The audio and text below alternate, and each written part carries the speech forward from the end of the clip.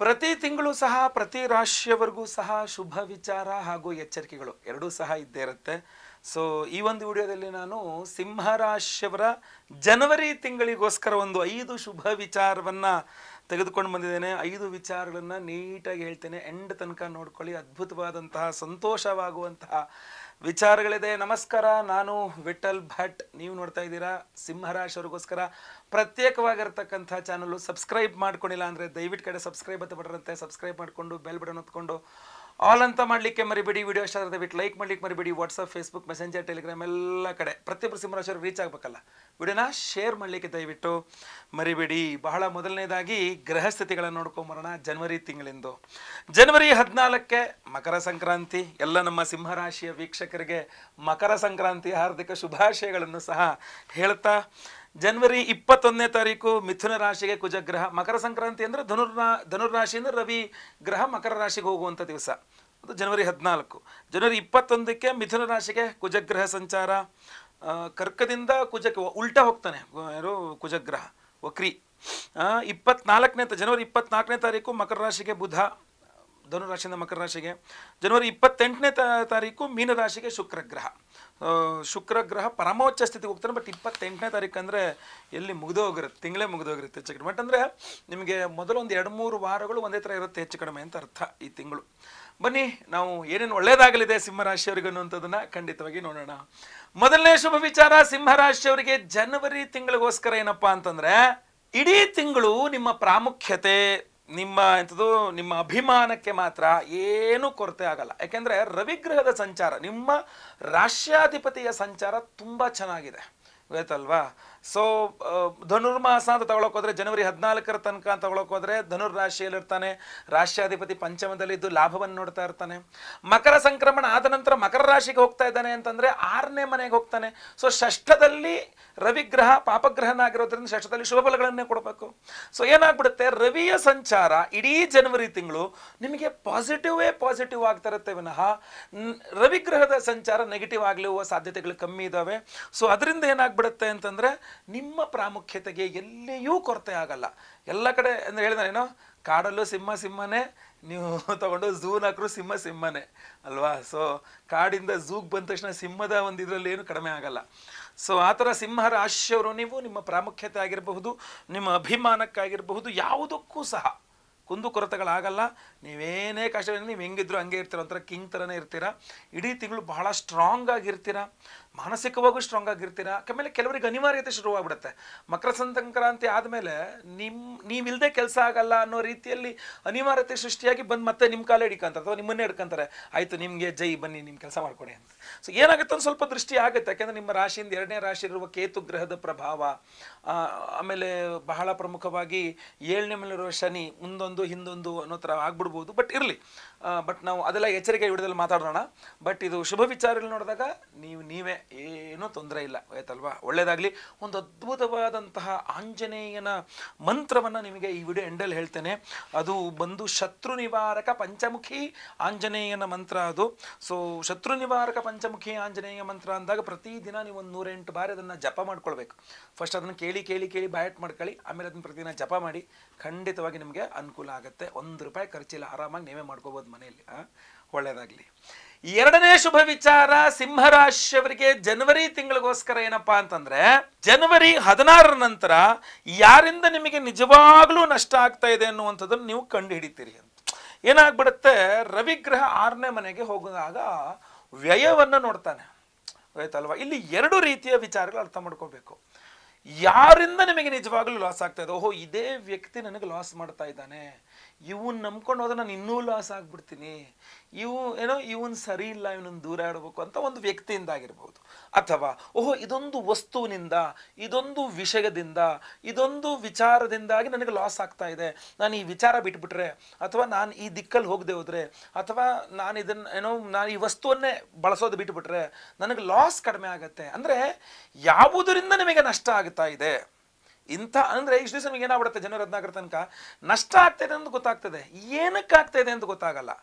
14ನೇ ತಾರೀಕು ನಂತರ ಏನಾಗ್ಬಿಡುತ್ತೆ, ನಿಮಗೆ ಇಂಥ ಕಾರಣದಿಂದನೇ ನಷ್ಟ ಆಗ್ತಾ ಇದೆ ಅನ್ನೋದು, ಲಾಸ್ ಆಗ್ತಾ ಇದೆ ಅನ್ನೋದು ಗೊತ್ತಾಗ್ಬಿಡುತ್ತೆ. ಅಥವಾ ಇಂಥ ವ್ಯಕ್ತಿಯಿಂದನೇ ನಷ್ಟ ಆಗ್ತಾ ಇದೆ ಅಂತಲೂ ಗೊತ್ತಾಗ್ಬಿಡುತ್ತೆ. ಸೊ ಆವಾಗ ಅಂಥ ವ್ಯಕ್ತಿ ಅಥವಾ ಅಂಥ ವಸ್ತು ಅಥವಾ ಅಂಥ ವಿಚಾರ ಆ ದಿಕ್ಕ ತಲೆ ಹಾಕದೆ ಹೋದರೆ ಅದ್ರ ಬಗ್ಗೆ ಯೋಚನೆ ಮಾಡಿದ್ರೆ ನಿಮ್ಮ ಜೀವನದ ಬಗ್ಗೆ ನೀವು ಈ ಕಡೆ ಗಮನ ಬೇರೆ ಕಡೆ ತಿರುಗಿಸಿದ್ರೆ ಆಟೋಮೆಟಿಕಲಿ ನಿಮ್ಮ ಸಮಸ್ಯೆ ಪರಿಹಾರ ಆಗುತ್ತೆ. ಹೌದಾ ಅಲ್ವಾ? ನೀವೇ ಯೋಚನೆ ಮಾಡ್ಕೊಳ್ಳಿ. ಆಂಜನೇಯ ಸ್ವಾಮಿ ಮಂತ್ರ ಭಾಳ ಪವರ್ಫುಲ್ ಕಣ್ರಿ. ಈ ವಿಡಿಯೋ ಎಂಡಲ್ಲಿ ಹೇಳಿರುವಂಥದ್ದು ಡೈಲಿ ಕೇಳಿಸ್ಕೊಳ್ಳಿ, ಒಂದು 21 ಬಾರಿನಾರು ಕೇಳಿಸ್ಕೊಳ್ಳಿ, ಅಥವಾ ಜಾಸ್ತಿ ಸಲ ಕೇಳಿಸ್ಕೊಂಡು ಬಾಯಾಟ್ ಮಾಡಿಕೊಂಡು ಜಪ ಮಾಡಿ ಒಂದು 108 ಸಲ. ಯಾರ್ಯಾರು ನಿಮ್ಮ ಬೆನ್ನ ಹಿಂದೆ ಚೂರಿ ಹಾಕೋರು ಎಲ್ಲರೂ ಹೊರಗೆ ಬರ್ತಾರೆ, ನಿಮಗೆ ಗೊತ್ತಾಗ್ಬಿಡುತ್ತೆ, ಒಳ್ಳೇದಾಗುತ್ತೆ. ಒಟ್ಟ ಮೂರನೇ ಶುಭ ವಿಚಾರ ಸಿಂಹರಾಶಿಯವರಿಗೆ ಜನವರಿ ತಿಂಗಳಿಗೋಸ್ಕರ ಏನಪ್ಪಾ ಅಂತಂದ್ರೆ, ನೀವು ಸಿಂಹರಾಶಿಯವರಾಗಿದ್ದು ನಿಮ್ಮ ತಂದೆಯವ್ರಿಗೆ ಏನಾದ್ರು ಹುಷಾರಿಲ್ಲ, ಅದೇ ಟೆನ್ಷನ್ ನಿಮಗೆ. ಅಯ್ಯೋ ಸರ್ ನಮ್ಮ ತಂದೆಯವ್ರಿಗೆ ಹುಷಾರಿಲ್ಲ, ಯಾವಾಗ ಹುಷಾರಾಗುತ್ತೆ ಅಂತ ಕಾಯ್ತಾ ಇದ್ದೀನಿ ಅಂತಲೋ, ಅಥವಾ ನೀವು ಸಿಂಹರಾಶಿಯವರಾಗಿದ್ದು ನಿಮಗೆ ನಿಮ್ಮ ತಂದೆಯವರ ಮಧ್ಯೆ ಒಂದು ಜಗಳ ಮನಸ್ತಾಪಗಳಾಗಿ ಮಾತು ಬಿಟ್ಟು ಹೋಗಿದ್ದಾರಪ್ಪ, ಅಪ್ಪ ಮಾತಾಡ್ತಾ ಇಲ್ಲ, ಅಥವಾ ನೀವೇ ಅಪ್ಪನ ಹತ್ರ ಮಾತಾಡ್ತಾ ಇಲ್ಲ, ಅಥವಾ ಏನೋ ಒಂದು ಸಂದರ್ಭ ಚೆನ್ನಾಗಿಲ್ಲ, ಒಂದು ಘರ್ಷಣೆ ಆಗ್ತಾ ಇದೆ ಅಪ್ಪ ಮಕ್ಕಳ ನಡುವೆ ಅಂತಂದ್ರೆ, ಅಥವಾ ಪಿತ್ರಾರ್ಜಿತ ಆಸ್ತಿ ವಿಚಾರವಾಗಿ ಒಂದು ಸ್ವಲ್ಪ ಸಿಕ್ಕಾಪಟ್ಟೆ ಗೊಂದಲ ಆಗ್ಬಿಟ್ಟಿದೆ ಫ್ಯಾಮಿಲಿಯಲ್ಲಿ, ಪಿತ್ರಾರ್ಜಿತ ಆಸ್ತಿ ವಿಚಾರವಾಗಿ ಈ ಥರ ಏನೇ ಇದ್ರು ಪ್ರಸಕ್ತ ನಡೀತಾ ಇದ್ರೆ ಡಿಸೆಂಬರ್ ಎಂಡಲ್ಲಿ ಜನವರಿ ಇದರಲ್ಲಿ ಅಂತಂದ್ರೆ, ಈ ತಿಂಗಳು ಕೊನೆ ವಾರದ ತನಕ ಸುಮ್ಮನಿದ್ದು ಆಮೇಲೆ ಪ್ರಯತ್ನಿಸಿ. ಅಂದರೆ ಜನವರಿ ತಿಂಗಳ ಮೊದಲ 3 ವಾರಗಳು ಏನು ಅದನ್ನ ಸುದ್ದಿಗೆ ಹೋಗಬೇಡಿ, ಬಿಟ್ಬಿಡಿ, ಅದನ್ನ ಅಲ್ಲಿಗೇನೆ ಸುಮ್ಮನಿದ್ಬಿಡಿ, ಏನೋ ಮಾತಾಡೋಕೆ ಹೋಗಬೇಡಿ. 3ನೇ ವಾರ ಬಂದ ತಕ್ಷಣ ಆಟೋಮೆಟಿಕಲಿ ಸರಿ ಹೋಗ್ತಾ ಬರುತ್ತೆ. ಆದರೆ ತಂದೆಯವ್ರಿಗೆ ಆರೋಗ್ಯ ಸರಿ ಇಲ್ಲ ಅಂದರೆ ಟ್ರೀಟ್ಮೆಂಟ್ ಕೊಡಿಸ್ಬೇಕು. ಟ್ರೀಟ್ಮೆಂಟ್ ಕೊಡಿಸೋದ್ರೆ ಸರಿ ಹೋಗ್ತಾರೆ ಅಂತ ಹೇಳಲ್ಲ. ತಂದೆಯವ್ರ ಆರೋಗ್ಯ ಸರಿ ಇಲ್ಲ ಅಂದರೆ ಟ್ರೀಟ್ಮೆಂಟ್ ಕೊಡಿಸೋವಂಥದ್ದೆಲ್ಲ ಕೊಡಿಸಿ. ಅಯ್ಯೋ ಇನ್ನೂ ಹುಷಾರಾಗ್ತಾ ಇಲ್ಲ ಅನ್ನೋ ಟೆನ್ಷನ್ ಮಾಡ್ಕೋಬೇಡಿ. ಒಂದು ಬಿಟ್ಟು 4 ಜನ ಡಾಕ್ಟ್ರಿಗೆ ತೋರಿಸಿ, ಒಂದು ಬಿಟ್ಟು 2 ಆಸ್ಪತ್ರೆಗಳಿಗೆ ತೋರಿಸಿ, ಅದು ಪ್ರಶ್ನೆ ಅಲ್ಲ. ಆ ಔಷಧೋಪಚಾರಗಳು ಮಾಡ್ತಾನೆ ಇರಿ, ಅದು ಕೆಲಸನೂ ಮಾಡುತ್ತೆ. ಆದರೆ ಅದರ ರಿಸಲ್ಟ್ ನಿಮಗೆ ಗೊತ್ತಾಗೋದು ಕೊನೆ ವಾರದಲ್ಲಾಗಿರುತ್ತೆ. ತಂದೆ ಜೊತೆಗೆ ಜಗಳ ಮನಸ್ತಾಪಗಳಾಗಿದ್ದರೆ ಮೌನವಾಗಿರಿ. ತಂದೆಯವ್ರ ಹತ್ರ ಜಗಳ ಮನಸ್ತಾಪ ಅಥವಾ ಅವ್ರಿಗೆ ಅವಮಾನ ಮಾಡೋದು, ಎದುರುತ್ತರ ಕೊಡೋದು ಏನೂ ಮಾಡೋಕ್ಕೆ ಹೋಗ್ಬಿಡಿ. ಸುಮ್ಮನೆ ಇದ್ಬಿಡಿ. 3 ವಾರ ಸುಮ್ಮನೆ ಇರಿ. 4ನೇ ವಾರ ಆಟೋಮೆಟಿಕಲಿ ನಿಮ್ಮ ತಂದೆಯವರು ನಿಮ್ಮ ಜೊತೆಗೆ ಮಾತಾಡ್ತಾರೆ, ಅಥವಾ ನೀವೇ ನಿಮ್ಮ ತಂದೆಯವ್ರ ಜೊತೆಗೆ ಆ ಬಾಂಧವ್ಯ ಸರಿ ಹೋಗುತ್ತೆ. ಇಲ್ಲ ಪಿತ್ರಾರ್ಜಿತ ಆಸ್ತಿ ವಿಚಾರದಲ್ಲಿ ಟೆನ್ಷನ್ನ, ಅದು ಅಷ್ಟೇ. ನೀವು ಕೊನೆ ವಾರದವರೆಗೂ ಸುಮ್ಮನಿರಿ, ಅದು ಸರಿ ಹೋಗುತ್ತೆ. ಇಲ್ಲ ಅಂತಂದರೆ ಪ್ರಾಬ್ಲಮ್ ಆಗುತ್ತೆ. ನೀವೇ ಅದು ಸರಿ ಹೋಗಬೇಕಲ್ಲ, ಅದು ಆ ಬಾಯ್ಲಿಂಗ್ ಪಾಯಿಂಟಿಗೆ ಬರಬೇಕು, ಅಥವಾ ಅದು ಏನೋ ಒಳ್ಳೆ ಚೆನ್ನಾಗಿ ಹಣ್ಣು ಆಗಬೇಕು, ಅದು ಆಮೇಲೆ ಅದು ಸರಿ ಹೋಗುವಂಥದ್ದು. ಓಕೆನಾ? ಇಲ್ಲಿ ನಾನು ಹೇಳ್ತಿರೋದಷ್ಟೇ. ಏನಂತಂದರೆ, ಈ ಪಿತ್ರಾರ್ಜಿತ ಆಸ್ತಿ ಭೂಮಿ ತೀರ ಕಾರಕನಾಗಿರ್ತಕ್ಕಂಥ ನಿಮಗೆ ಕುಜಗ್ರಹ ನೀಚ ಸ್ಥಿತಿಯಲ್ಲಿ ವ್ಯಯದಲ್ಲಿ ಇರ್ತಾನೆ. ಸೊ ಅವಾಯ್ಡ್ ಮಾಡ್ತಕ್ಕಂಥದ್ದು ಭಾಳ ಪ್ರಮುಖವಾಗಿರ್ತದೆ. ಅದನ್ನೆಲ್ಲ ಅವಾಯ್ಡ್ ಮಾಡ್ತಕ್ಕಂಥದ್ದು. ಸೊ ಸುಬ್ರಹ್ಮಣ್ಯನ ಆರಾಧನೆ ಮಾಡ್ಕೊಳ್ಳಿ, ಸುಬ್ರಹ್ಮಣ್ಯ ಅಷ್ಟೋತ್ತರ ಪಠನೆ ಮಾಡ್ಕೊಳ್ಳಿ, ಕುಜಗ್ರಹ ಅಷ್ಟೋತ್ತರ ಪಠನೆ ಮಾಡ್ಕೊಳ್ಳಿ, ಕೆಂಪು ವಸ್ತ್ರದಲ್ಲಿ ತೊಗರಿಬೇಳೆ ದಾನ ಮಾಡಿ. ನಿಮ್ಮ ಕೈಲಿ ಏನಾಗುತ್ತೋ ಅದು ಮಾಡಿ, ಖಂಡಿತವಾಗಿ ಅನುಕೂಲ ಆಗುತ್ತೆ. ಇಲ್ಲ ಅಂದರೆ ಈ ವಿಡಿಯೋ ಎಂಡಲ್ಲಿ ಹೇಳಿ ನಾವು ಒಂದು ವಿಶೇಷವಾದಂಥ ಹೋಮ, ವಿಶೇಷವಾದಂಥ ಪ್ರಸಾದವನ್ನು ಸಹ ಕೊಡ್ತಾ ಇದ್ದೀವಿ. ವಿಡಿಯೋ ಎಂಡ್ ತನಕ ನೋಡಿ, ಖಂಡಿತವಾಗಿ ನಿಮಗೆ ಗೊತ್ತಾಗುತ್ತೆ. 4ನೇ ಶುಭ ವಿಚಾರ ಸಿಂಹರಾಶಿಯವರಿಗೆ ಈ ಒಂದು ಜನವರಿ ತಿಂಗಳಿಗೋಸ್ಕರ ಏನಪ್ಪಾ ಅಂತಂದ್ರೆ, ನೀವೇನಾದರೂ ನಿರುದ್ಯೋಗಿಯಾಗಿದ್ದು ಉದ್ಯೋಗಕ್ಕೋಸ್ಕರ ಪ್ರಯತ್ನ ಮಾಡ್ತಾ ಇದ್ರೆ, ಅದರಲ್ಲೂ ಇಂಪಾರ್ಟೆಂಟ್ ಆಗಿ ನೀವು ಯಾವುದೇ ಉದ್ಯೋಗದಲ್ಲಿರಿ, ಗೌರ್ಮೆಂಟ್ ಜಾಬಿಗೆ ಟ್ರೈ ಮಾಡ್ತಾ ಇದ್ದೀರಾ ಅಂತ ಆದರೆ ಮೋಸ್ಟ್ ಪ್ರಾಬಬ್ಲಿ ಜನವರಿ ತಿಂಗಳು ತುಂಬ ಇಂಪಾರ್ಟೆಂಟ್ ಆಗುತ್ತೆ. ನಮಗೆ ಬಹಳ ಪ್ರಾಮುಖ್ಯತೆಯನ್ನು ವಹಿಸುತ್ತೆ. ನಿಮಗೆ ಅಂದರೆ ಸಿಂಹರಾಶಿಯವರಿಗೆ ಸರ್ಕಾರಿ ಉದ್ಯೋಗ ಕೊಡಿಸೋ ವಿಚಾರದಲ್ಲಿ ಬಹಳ ಪ್ರಮುಖವಾದಂತಹ ಪಾತ್ರವನ್ನು ಜನವರಿ ತಿಂಗಳು ವಹಿಸುತ್ತೆ ಅಂತ ಸ್ಪಷ್ಟವಾಗಿ ಕಂಡು ಬರ್ತಾ ಇದೆ. ಸೊ ನೀವು ಯಾರ್ಯಾರು ಸಿಂಹರಾಶಿಯವರು ಇದ್ದೀರಾ, ಗೌರ್ಮೆಂಟ್ ಜಾಬಿಗೆ ಟ್ರೈ ಮಾಡ್ತಾ ಇದ್ದೀರಾ, ಬೇಗ ಪ್ರಯತ್ನ ಮಾಡಿ, ತುಂಬ ಆಳವಾಗಿ ಪ್ರಯತ್ನ ಮಾಡಿ. ಮೋಸ ಹೋಗಬೇಡಿ. ಯಾರು ನಾನು ಕೊಡಿಸ್ತೀನಿ ಅಂತೇಳಿ ದುಡ್ಡು ಗಿಡ್ಡ ಅಂತಂದರೆ ಮೋಸ ಹೋಗಬೇಡಿ, ಆಯ್ತಲ್ವಾ? ಅದ್ರ ಬಗ್ಗೆ ಎಚ್ಚರಿಕೆಯಲ್ಲಿ. ಬಟ್ ಸರ್ಕಾರಿ ಕೆಲಸ ಸಿಗ್ತಕ್ಕಂಥ ಚಾನ್ಸಸ್ ಅಂತ ಹೇಳ್ತಾರಲ್ಲ, ಅದು ತುಂಬ ಚೆನ್ನಾಗಿದೆ. ಇದು ನಿರುದ್ಯೋಗಿಗಳಿಗಾಯಿತು. ಆಲ್ರೆಡಿ ಉದ್ಯೋಗದಲ್ಲಿರ್ತಕ್ಕಂಥ ಸರ್ಕಾರಿ ಉದ್ಯೋಗಗಳಾಗಿದ್ದರೆ, ಸೊ ನಮಗೇನಾದ್ರು ಅನುಕೂಲ ಆಗಿದ್ರೆ, ಆಲ್ರೆಡಿ ಸರ್ಕಾರಿ ಉದ್ಯೋಗದಲ್ಲೇ ಇದ್ದೀವಿ ಗುರುಗಳೇ ಅಂತಂದರೆ, ನಿಮಗೆ ಬಹಳ ಪ್ರಮುಖವಾಗಿ ನಿಮಗೂ ಸಹ ಅಷ್ಟೇ ಬಂತು, ತುಂಬ ಅನುಕೂಲವಾಗುವಂಥ ಸಮಯ ಅಂತ ಕಂಡು ಬರ್ತಾ ಇದೆ. ಅದರಲ್ಲೂ ವಿಶೇಷವಾಗಿ ಟ್ರಾನ್ಸ್ಫರ್. ನೀವು ಆಲ್ರೆಡಿ ಸರ್ಕಾರಿ ಉದ್ಯೋಗದಲ್ಲಿರುವ ಸಿಂಹರಾಶಿಯರಾದರೆ ಟ್ರಾನ್ಸ್ಫರ್ಗೆ ಪ್ರಯತ್ನ ಮಾಡ್ತಾ ಇದ್ದರೆ ಅನುಕೂಲ ಆಗುತ್ತೆ. ಪ್ರಮೋಷನ್ಗೂ ಕೂಡ ಅನುಕೂಲವಾಗುವಂಥ ಸಮಯಗಳೇ ಹೆಚ್ಚು ಕಂಡು ಬರ್ತಾ ಇದೆ. ಸೊ ಅದಕ್ಕೇನು ತೊಂದರೆ ಇಲ್ಲ. ಇದೆಲ್ಲ ಬರೀ ಸರ್ಕಾರಿ ಉದ್ಯೋಗ ಆಗೋಯ್ತು ಕೂಡ. ನಾವು ಪ್ರೈವೇಟ್ ಫರ್ಮಲ್ಲಿ ಕೆಲಸ ಮಾಡ್ತಾ ಇದ್ದೀವಿ. ನಮ್ಮ ಕತೆ ಏನು ಅಂತ ಕೇಳಿದ್ರೆ, ನೀವು ಸಿಂಹರಾಶಿಯವರಾಗಿದ್ದು ನೀವು ಬ್ಯಾಂಕಲ್ಲಿ ಕೆಲಸ ಮಾಡ್ತಾ ಇದ್ದರೆ, ನೀವು ಸಿಂಹರಾಶಿಯವರಾಗಿದ್ದು ನಿಮ್ಮ ಫಿನಾನ್ಸ್ ಡಿಪಾರ್ಟ್ಮೆಂಟ್, ಯಾವುದೇ ಕಂಪ್ನಿಲಿ ಫಿನಾನ್ಸ್ ಡಿಪಾರ್ಟ್ಮೆಂಟಲ್ಲಿ ಕೆಲಸ ಮಾಡ್ತಿರೋರಾಗಿದ್ದರೆ, ನೀವು ಸಿಂಹರಾಶಿಯವರಾಗಿದ್ದು ಆ್ಯಕ್ಟರ್ಸ್ ಆಗಿದ್ದರೆ, ನಟ ನಟಿಯರಾಗಿದ್ದರೆ, ಅಥವಾ ನೀವು ಸಿಂಹರಾಶಿಯವರಾಗಿದ್ದು ನೀವು ಸಂಗೀತ ಅಥವಾ ಸಂಗೀತಕಾರರು, ಸಂಗೀತ ಉದ್ಯಮ ಈ ವಿಚಾರದಲ್ಲಿದ್ದರೆ, ನೀವು ಸಿಂಹರಾಶಿಯವರಾಗಿದ್ದು ಫ್ಯಾಷನ್ ಡಿಸೈನಿಂಗ್ ಇತ್ಯಾದಿ ಈ ವೃತ್ತಿಗಳಲ್ಲಿದ್ದರೆ, ಈಗ ಏನು ಹೇಳಿದಿಲ್ಲ ಇಂತಹ ವೃತ್ತಿಗಳಲ್ಲಿರುವಂತಹ ಸಿಂಹರಾಶಿಯವರಿಗೆ ಅತ್ಯುತ್ತಮವಾಗಿದೆ ಜನವರಿ ತಿಂಗಳು. ಇದನ್ನು ಹೊರತುಪಡಿಸಿ ಬೇರೆ ಬೇರೆ ವೃತ್ತಿಯಲ್ಲಿರುವ ಸಿಂಹರಾಶಿಯವರಿಗೆ ಸ್ವಲ್ಪ ಈ ಏರುಪೇರುಗಳು ಜಾಸ್ತಿ ಇದ್ದಾವೆ. ಅದರಲ್ಲೂ ಈ ಟೀಚರ್ಸ್ಗಳಾಗಿದ್ದರೆ, ಮಾತು ಪ್ರಧಾನವಾಗುಳ್ಳಂಥ ವೃತ್ತಿಯಲ್ಲಿರ್ತಕ್ಕಂಥವ್ರಿಗೆ ಅದೆಲ್ಲ ಏನೇನು ಎಚ್ಚರಿಕೆಗಳು ಆಮೇಲೆ ಹೇಳ್ತೀನಿ. ಅದು ನಾನು ಇಲ್ಲೇ ಹೇಳ್ಬಿಟ್ರೆ ಕಷ್ಟ ಅಲ್ವಾ, ಆಮೇಲೆ ಹೇಳ್ತೀನಿ. ಈ ವಿಚಾರಗಳಿಗೆ ತುಂಬ ಚೆನ್ನಾಗಿದೆ. ಓಕೆನಾ. ಪರಿಹಾರದ ವಿಚಾರಕ್ಕೂ ಅಂದರೆ ಈ ಅನುಕೂಲ ಆಗುವಂಥ ವಿಚಾರದಲ್ಲೂ ಶುಕ್ರನ ಆರಾಧನೆ ಬಹಳ ಪ್ರಾಮುಖ್ಯತೆಯನ್ನು ವಹಿಸ್ತದೆ. ಸೊ ಜನವರಿ ತಿಂಗಳಿಗೋಸ್ಕರ ನಿಮ್ಮ ಎಲ್ಲ ಸಮಸ್ಯೆಗಳು, ಉದ್ಯೋಗ ಎಲ್ಲ ಯಾವುದೇ ಸಮಸ್ಯೆಗಳಿದ್ರು ಪರಿಹಾರಕ್ಕೋಸ್ಕರ ನಾವು ಬಹಳ ಪ್ರಮುಖವಾದಂತಹ ದೇವತಾರಾಧನೆಯನ್ನು ಮಾಡ್ತಾ ಇದ್ದೇವೆ. ಆ ವಿಶೇಷವಾದಂತಹ ದೇವತಾರಾಧನೆಯನ್ನು ಡಿಸೆಂಬರ್ 30ನೇ ತಾರೀಕು ಸೋಮವಾರದ ದಿವಸ ಮಾಡ್ತಾ ಇದ್ದೇವೆ. ಡಿಸೆಂಬರ್ 30 ಸೋಮವಾರದ ದಿವಸ ಭಾಳ ವಿಶೇಷವಾದ ಹೋಮಗಳಿದೆ. ನಾನು ವಿಡಿಯೋ ಎಂಡಲ್ಲಿ ಹೇಳ್ತೀನಿ, ದಯವಿಟ್ಟು ಎಂಟು ತನಕ ನೋಡಿ. ವಿಶೇಷವಾದ ಪ್ರಸಾದವೂ ಸಹ ಕೊಡ್ತಾ ಇದ್ದೇವೆ.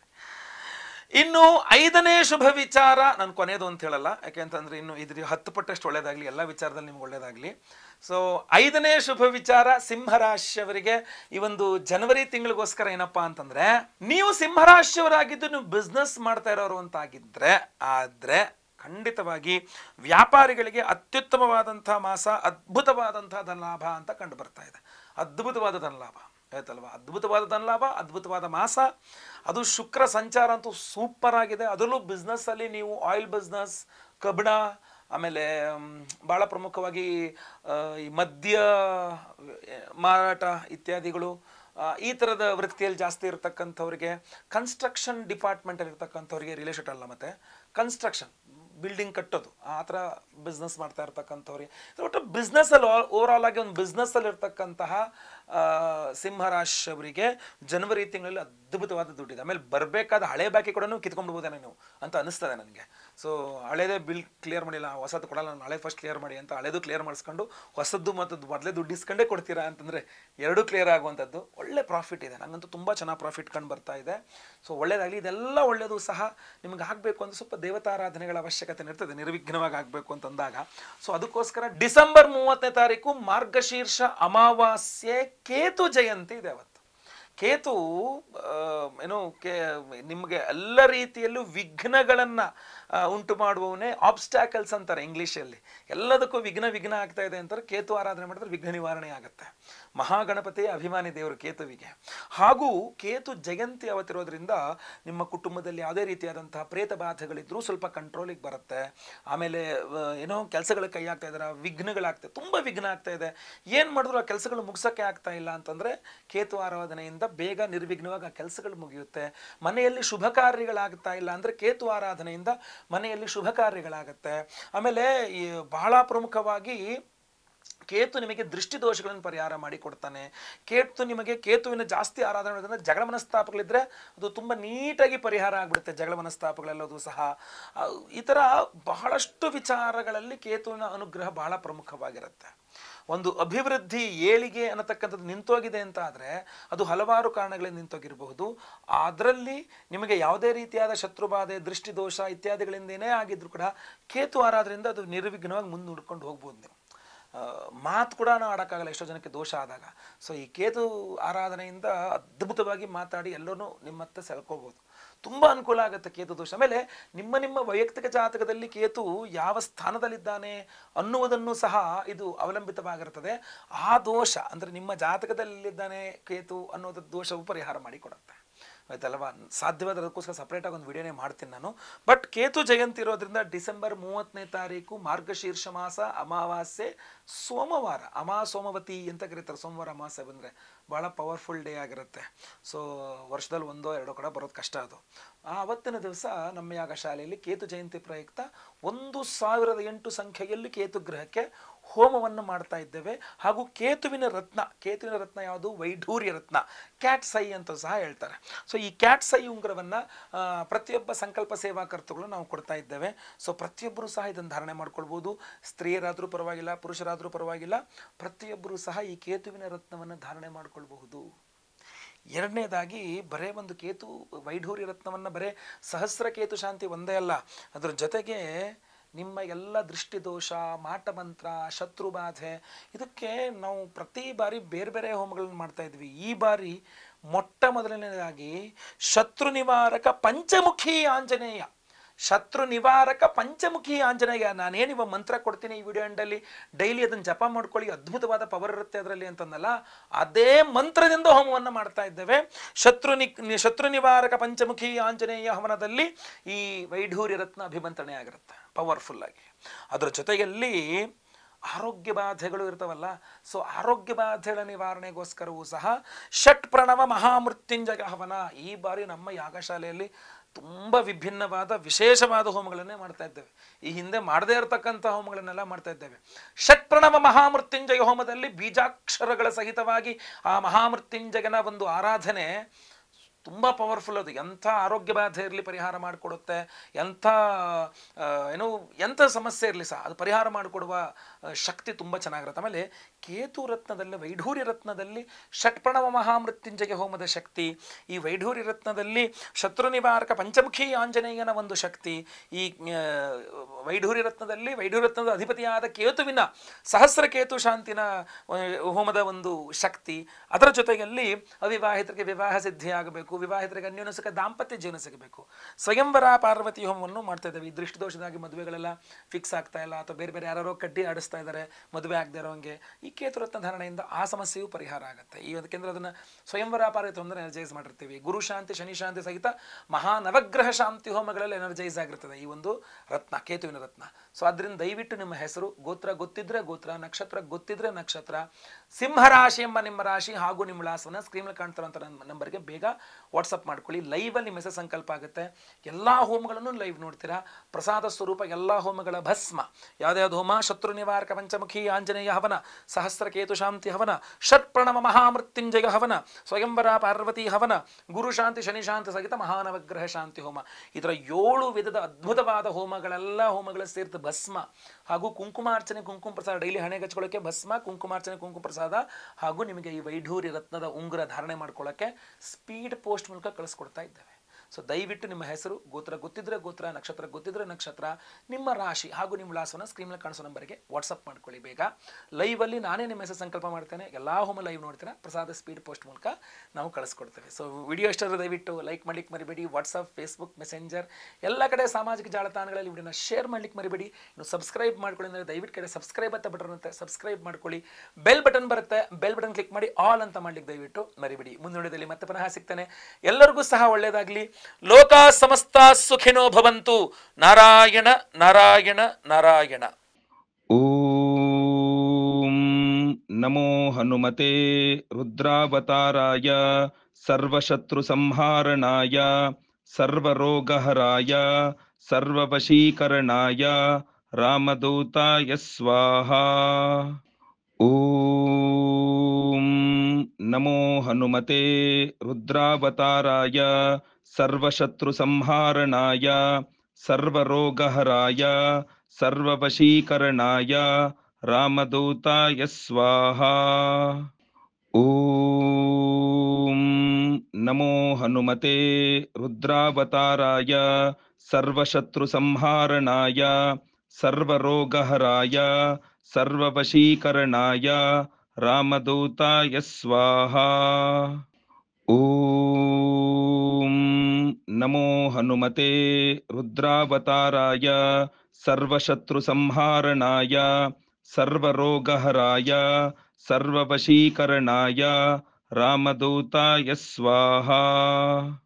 ಓಂ ನಮೋ ಹನುಮತೆ ರುದ್ರಾವತಾರಾಯ ಸರ್ವಶತ್ರು ಸಂಹಾರಣಾಯ ಸರ್ವರೋಗಹರಾಯ ಸರ್ವವಶೀಕರಣಾಯ ರಾಮದೂತಾಯ ಸ್ವಾಹಾ.